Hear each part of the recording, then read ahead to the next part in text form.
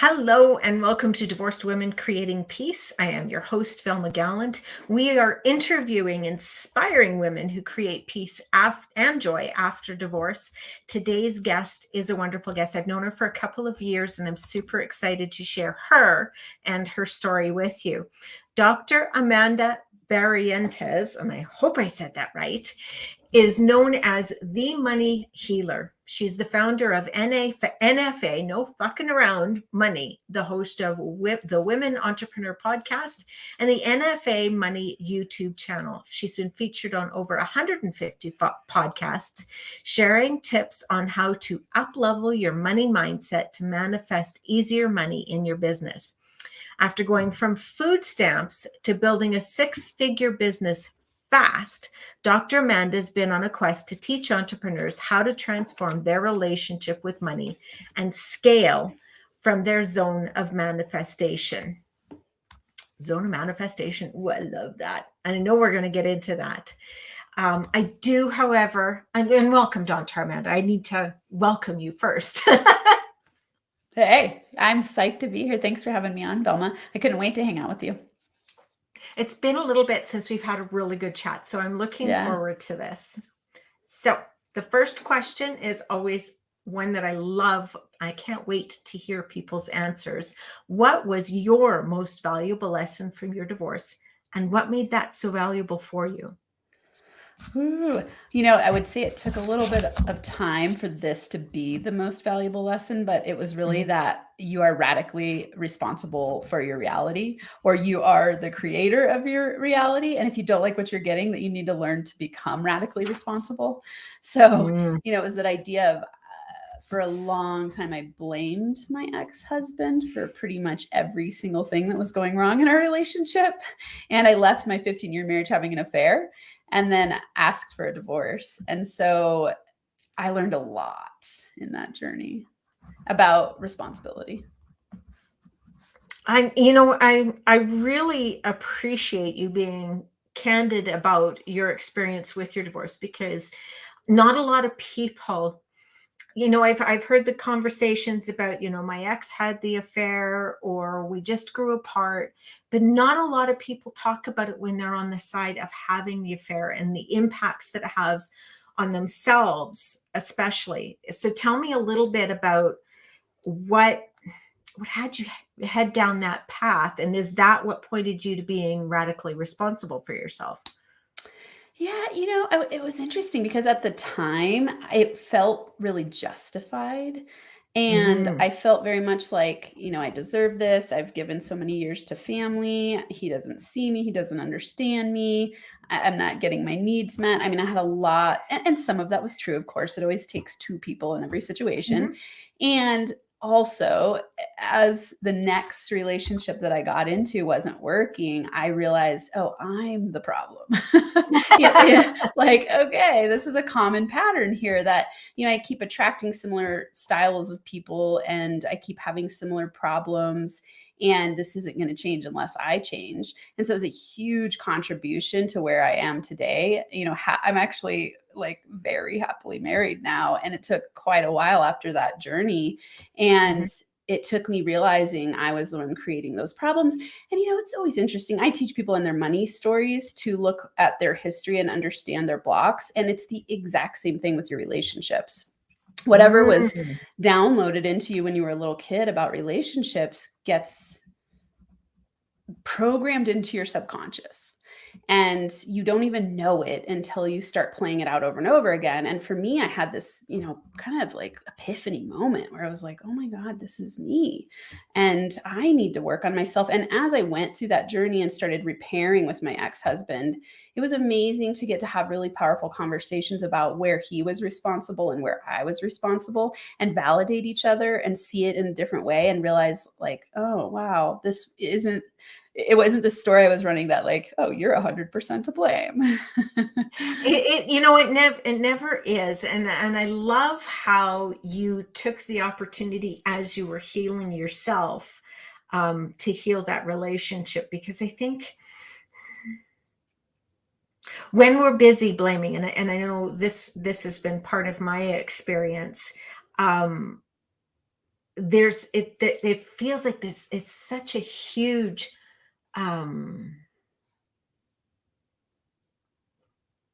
void, like just a huge chasm. Is that the right Mm. Yeah, yeah. between us? I mean, I know I have a very good relationship with my ex, who is the father of my son, and we have the kind of relationship that we need to have in order for our kids to not be the one juggling us, because that was really important to me. Is that some of what you considered when you were making these choices, or were you just, I'm healing this too? I wouldn't say it was so conscious where I was like, I need to heal this for these reasons. It was really about being in so much pain and being at the bottom. I was on food stamps, 3 kids, facing homelessness, and going, oh, like, what am I going to do here? No one's coming to rescue me. This relationship is in disrepair. This relationship is in disrepair. And just going like, wow. And so it wasn't, in that way, it wasn't like this. I always daydreamed of when we started the divorce conversation project process. I did daydreamed like, let's have an amazing co-parenting relationship. And, there's fallout that happens, especially when you leave a relationship having an affair. So it was tumultuous and it was up and down. It was a roller coaster ride. And in some Mhm. ways, like, we repaired a lot of our relationship stuff. And then that has also played out in different ways with parenting. I think that, as you recouple, it creates even another layer of challenges. And Mhm. my kids are a lot older now. 2 of them are out of the house as adults. And so it's evolved so much over time. And I would say my intention has always been, let's be the best people we can be as individuals to have our kids model after us, and let's create closeness. So we used to have a lot of family dinners and a lot of we would have like holidays together, and even when we had partners, and it was awesome.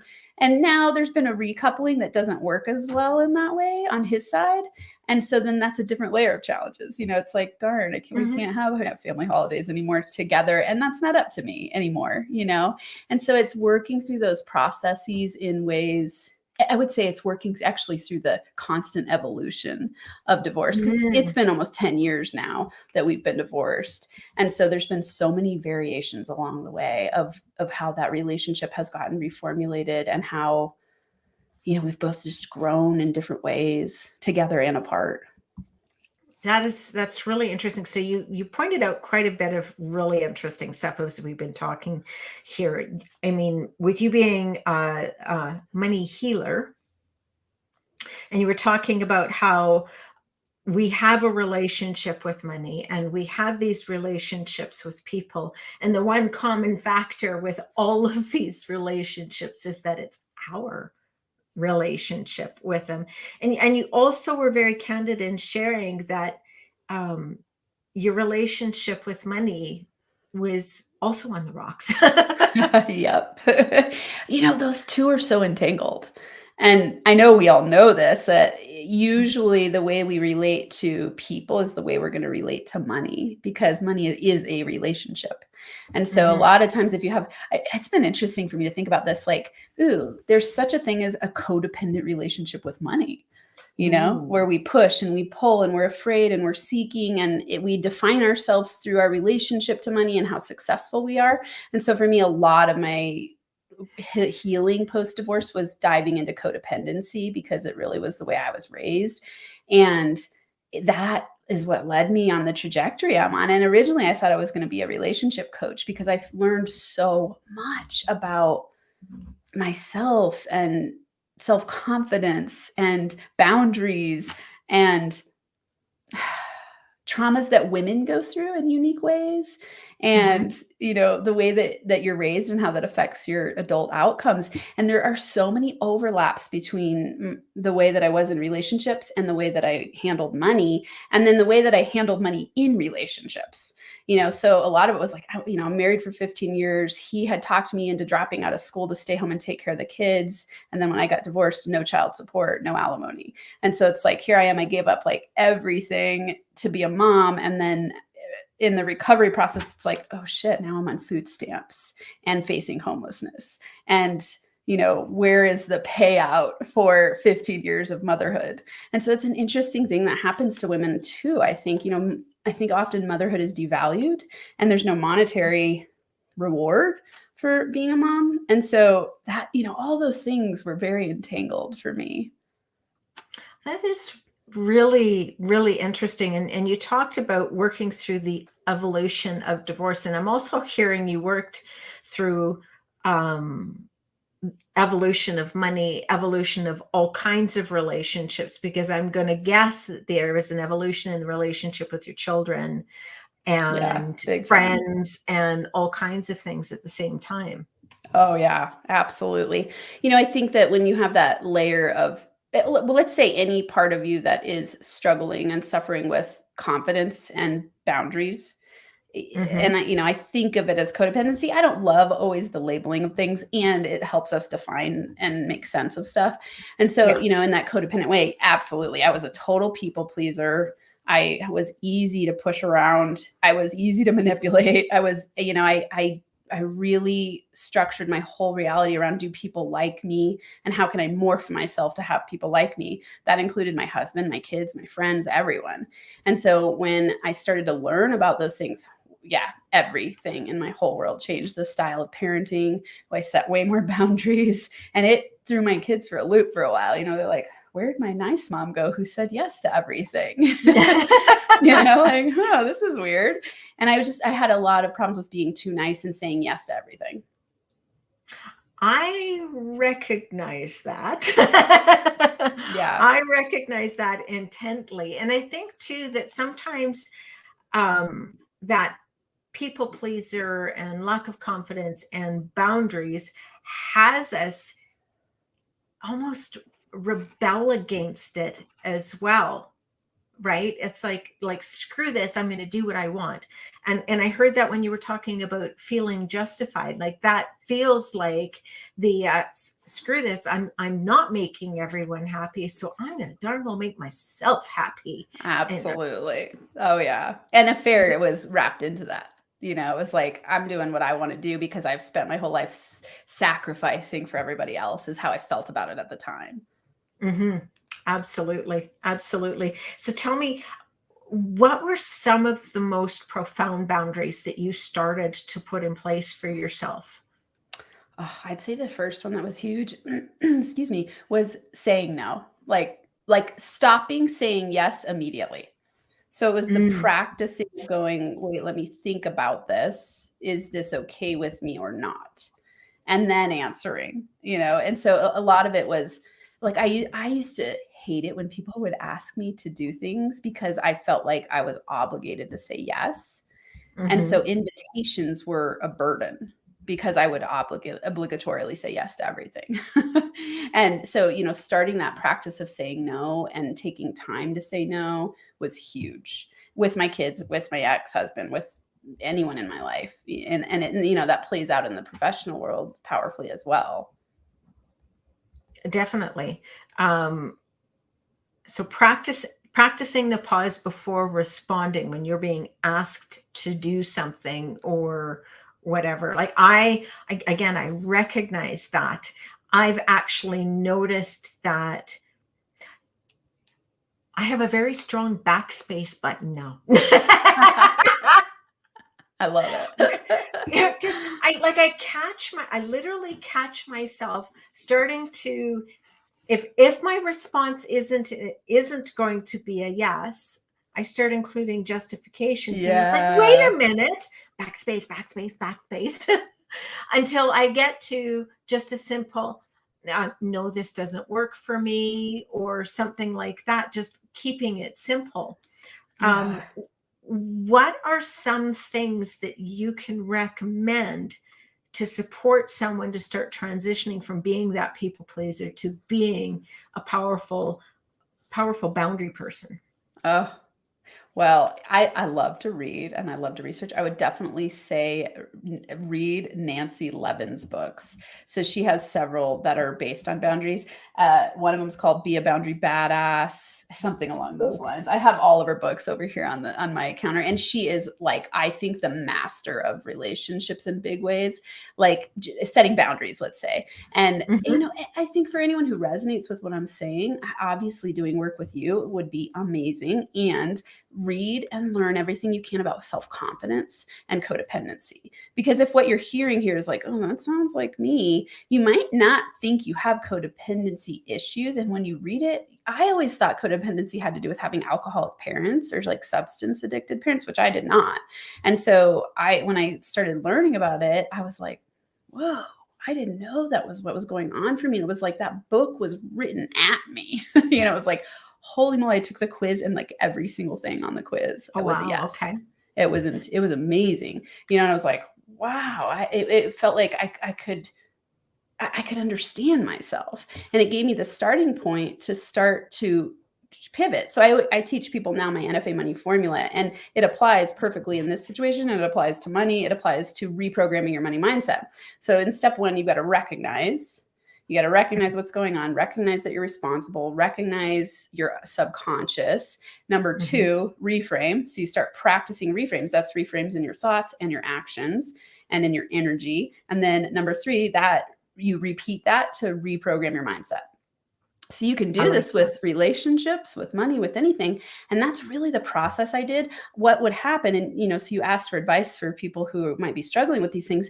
The thing you've got to do is recognize, okay, first, I'm not very good at setting boundaries. That's okay. Okay, now I'm going to start to reframe. What's going to be my trigger inside when I notice myself going for the automatic yes? I'm going to say to the person, let me get back to you. Like, have a phrase in your mind prepped so that you can take space to just, and it's okay if you are planning to say yes, you can still say yes, but just have something in your mind prepared because you've recognized that you have an issue with this, and you go, oh, let me get back to you tomorrow. I'd like to think about it.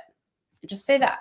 And then keep doing that over and over. And what happens is you reprogram your mindset, and you'll notice that in the future, after you've done this for a while, you've reprogrammed it to the point you don't even have to think about it anymore. Now it's just your autopilot response. And so that's the simplest way that I teach people how to reprogram their mindset is, repetition is the only way to train your subconscious mind other than meditation and like hypnosis.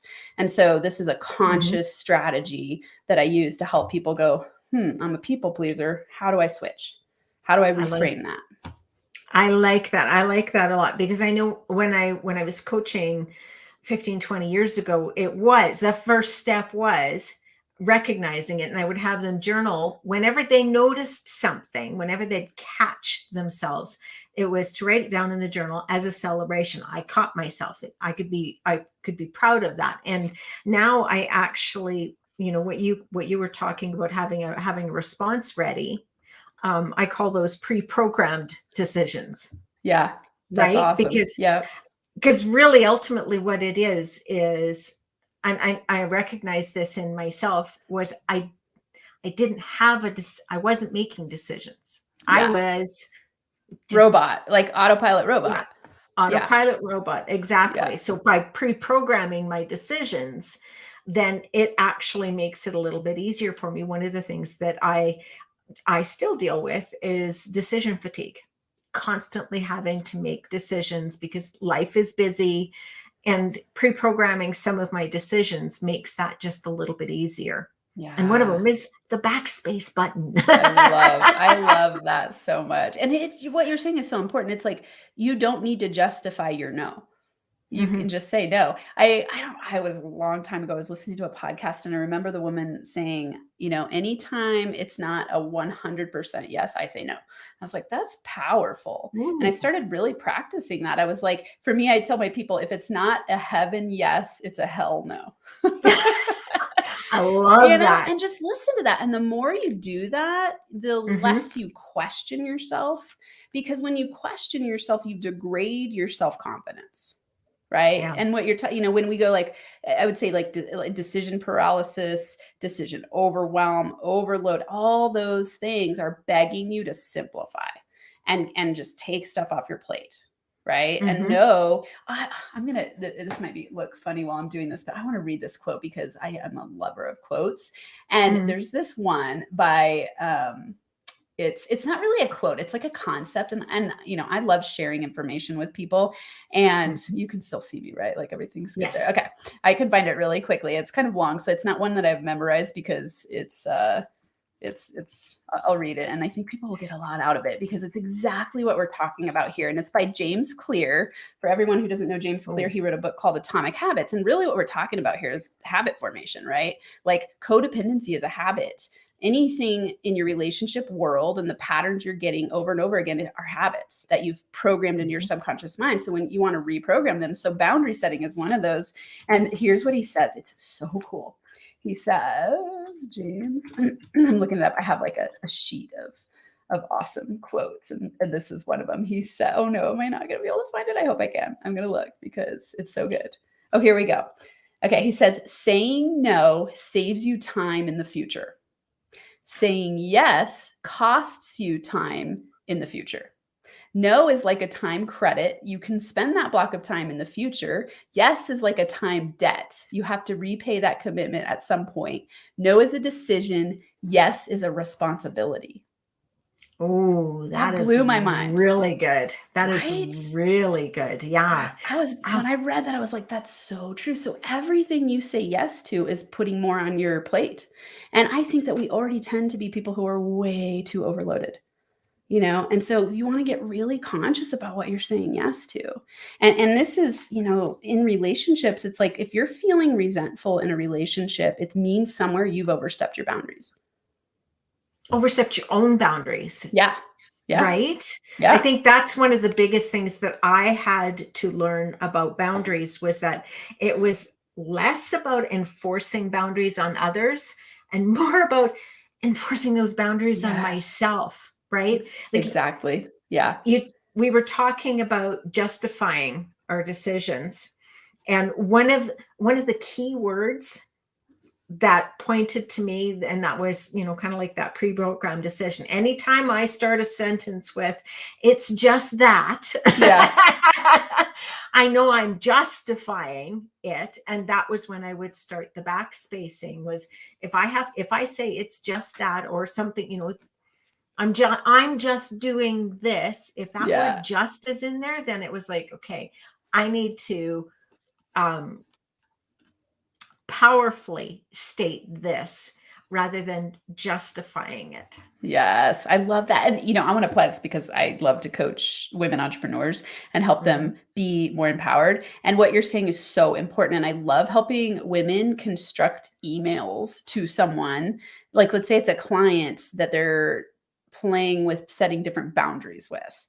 And that word that you're talking about comes up so much. I just this and just that. And it's over niceness, right? Yep. And men don't do that. I love working with women because women have been socially conditioned to be subordinate in big ways. And this isn't always the case. And, of course, we're all striving for equality and empowerment of all people. And I think that women get trained to be small, to justify, to please. And it's really important for us to watch our language in those situations and state clearly and set boundaries with no justifications and be okay with it. And I think there's a fear for a lot of women. They're like, oh no, I'm going to be seen as like a bitch and as bossy or too controlling.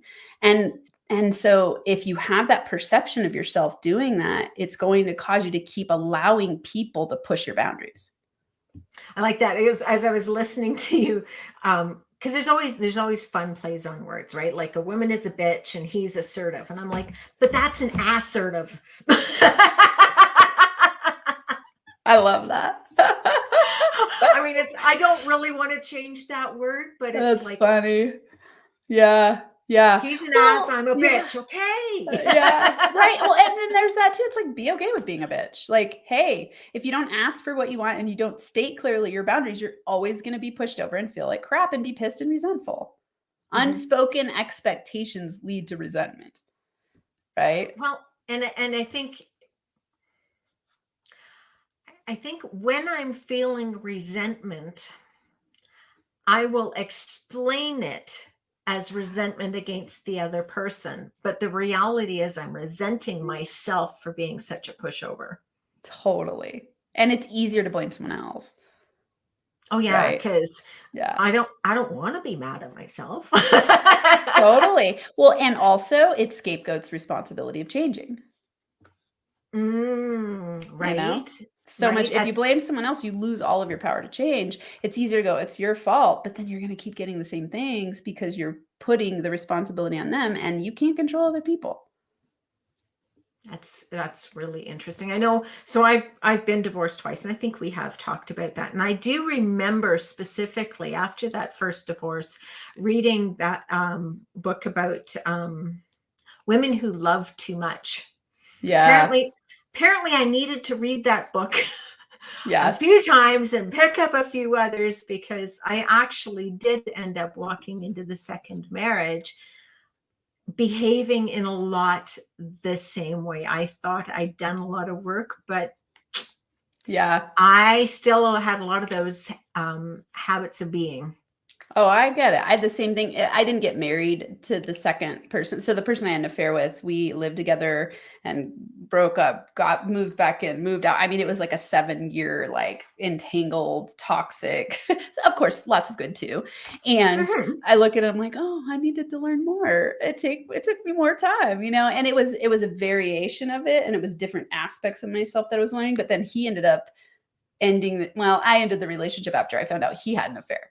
And so it was like this interesting, I was like, wow, I've got a lot of stuff going on here. And something that was fascinating. I want everyone to pay attention to this, because you will know you've changed when you start attracting different types of people. So let's say you've been divorced and you're dating and you're looking and you're ready to get married again or date or whatever it is. When you start attracting different people than you've ever attracted before, you'll be like, I've changed, celebrate. It was so amazing for me to attract my current husband, because he's completely different than anyone I've ever been with. And now it's like the type I was attracted to before, like I can sense it like a mile away. And I'm like, I have zero interest. Like it doesn't even, I used to be like a magnet to a certain type of guy. And now it's like, it doesn't attract me at all. I'm like, no, thank you. I've been there and done that. Good. I'm good.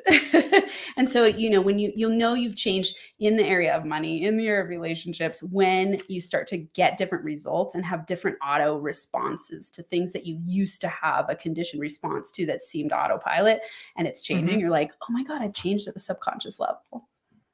I think one of the more important things that I have noticed is that as I look back on life, and it's in all kinds of relationships, because I had some toxic relationships with particular family members and stuff like that as I grew up.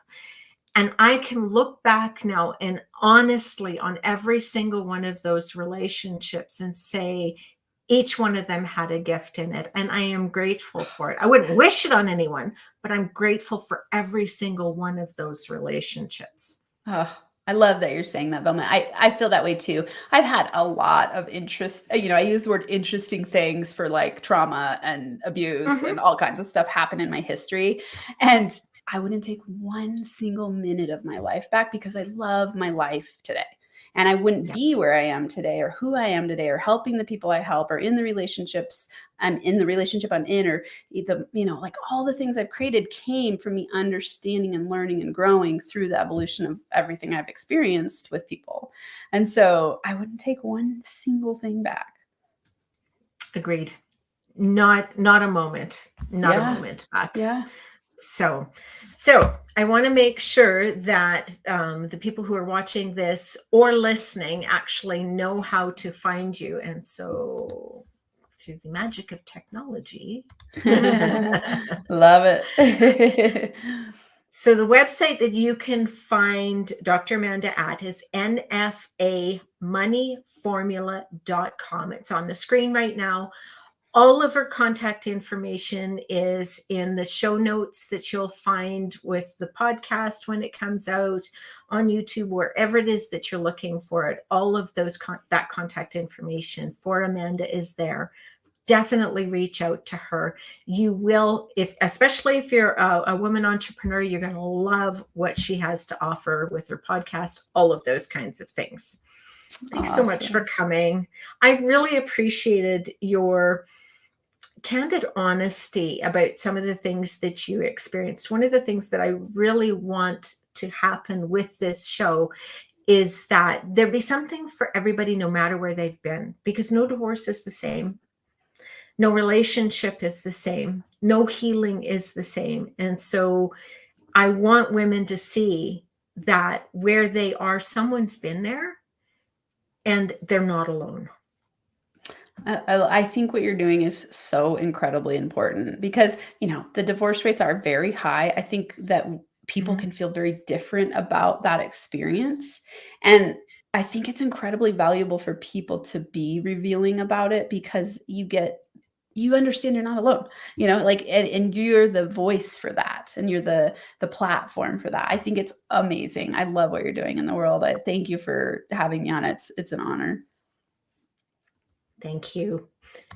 And for those of you out in the world listening, come back next week. We're going to have another amazing guest. Be sure to check out Dr. Amanda and all of her amazing tools and resources that are available to you. Share, like, subscribe, whatever platform you're on. We'd love to hear from you and what you're getting from this. Have a brilliant day.